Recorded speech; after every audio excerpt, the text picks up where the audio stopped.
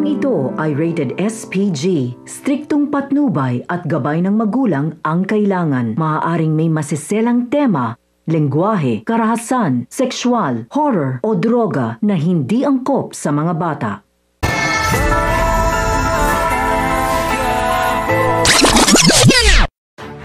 Ang mga dapat nating abangan sa FPJ's Batang Quiapo. Dahil sa nalaman na ni Tanggol na lumipat na pala si Mokang sa mas malaking club, ay agad naman siyang gagawa ng paraan para malaman kung saan ang address nito upang mapuntahan niya nga.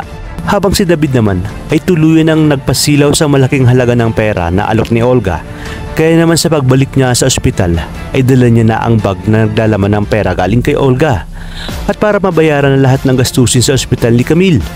At patapos ito ay sinabi ni David sa kanyang sarili na hindi umano nararapat si Tanggol sa karangyaang naghihintay dito at sisiguraduhin niyang siya ang makikinabang ng dapat kay Tanggol.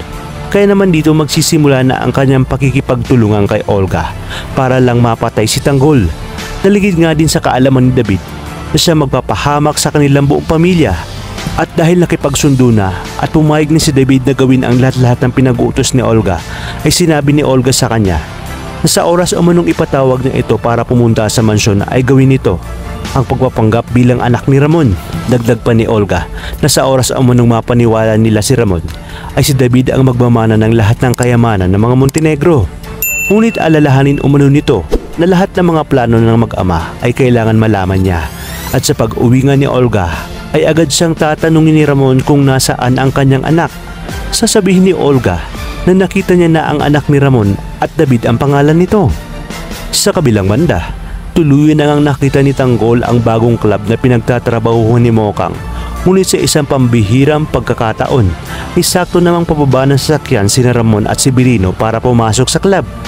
Sa inyong palagay, dito na kaya mamumukaan ni Tanggol si Ramon?